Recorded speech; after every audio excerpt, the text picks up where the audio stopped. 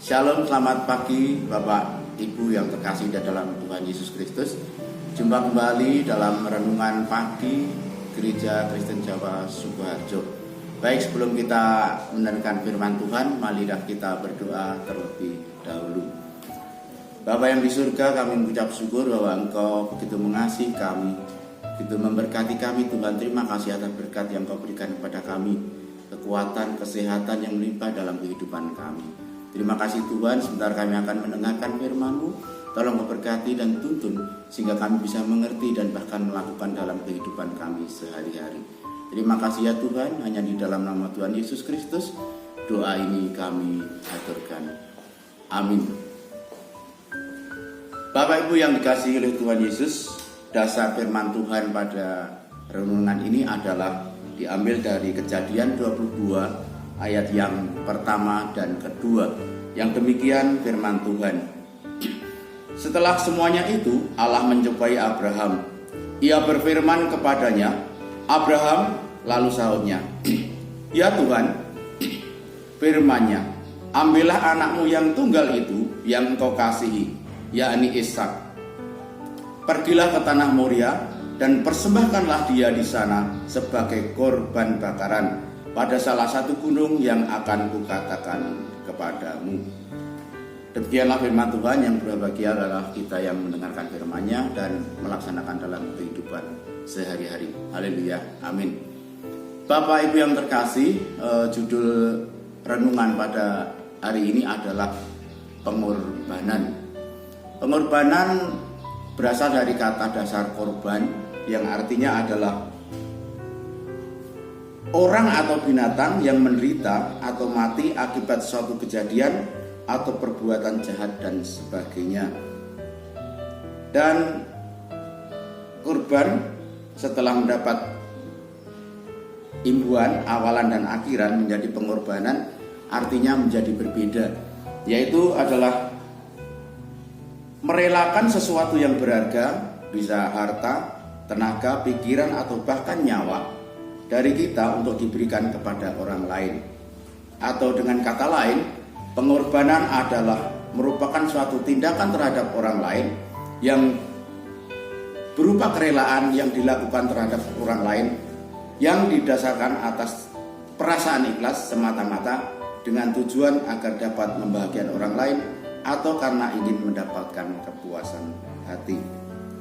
Bapak yang dikasihi oleh Tuhan, makna pengorbanan bisa membantu hidup atau masalah seseorang menjadi lebih ringan atau lebih baik.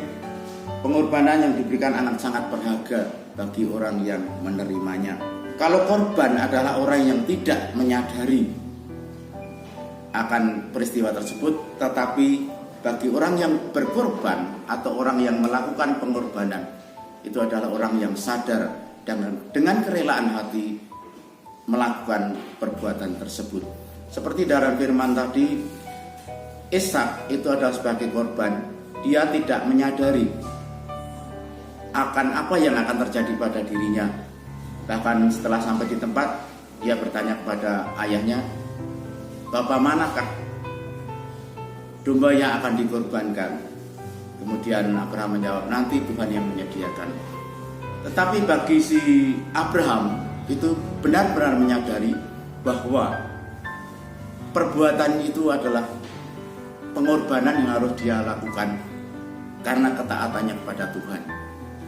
Pengorbanannya bukan saja sedih karena akan kehilangan anaknya, tetapi kalau mengingat bahwa janji Allah akan keturunan yang akan dijanjikan kepada Abraham, itu merupakan suatu hal yang korban yang harus dilakukan yang begitu berat menurut Abraham.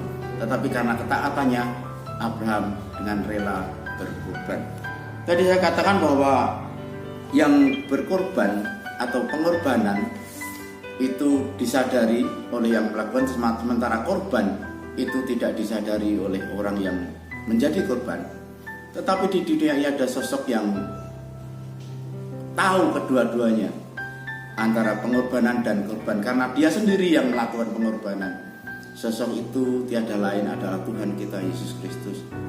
Tuhan Yesus Kristus sadar bahwa dirinya akan melakukan pengorbanan dan dirinya juga yang akan menjadi korban. Bagi kita umat manusia, pengorbanan Tuhan Yesus adalah anugerah atau karunia yang diberikan kepada kita. Seperti tertulis dalam Yohanes 3 ayat 16. Karena begitu besar kasih Allah akan dunia ini, sehingga ia telah mengaruniakan anaknya yang tunggal, supaya setiap orang yang percaya kepadanya tidak binasa, melainkan beroleh hidup yang kekal.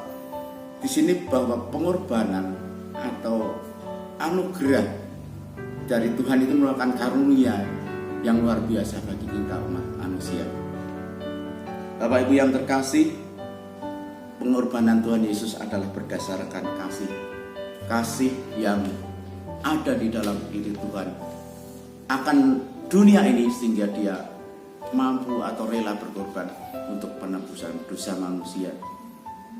Seperti penggalan sebuah lagu yang demikian, waktu pun berlalu dan kita pun tahu hadiah yang indah dari Bapa yang relakan anaknya disiksa dan disalibkan di Bukit Kalvari karena kasih. Karena kasih Tuhan berkorban untuk kita. Bapak Ibu yang dikasih Tuhan, di dalam kehidupan kita sehari-hari kita pun perlu pengorbanan kadang-kadang. Dari hal yang paling kecil, misalnya ronda kampung, kita perlu korban waktu, tenaga, dan sebagainya.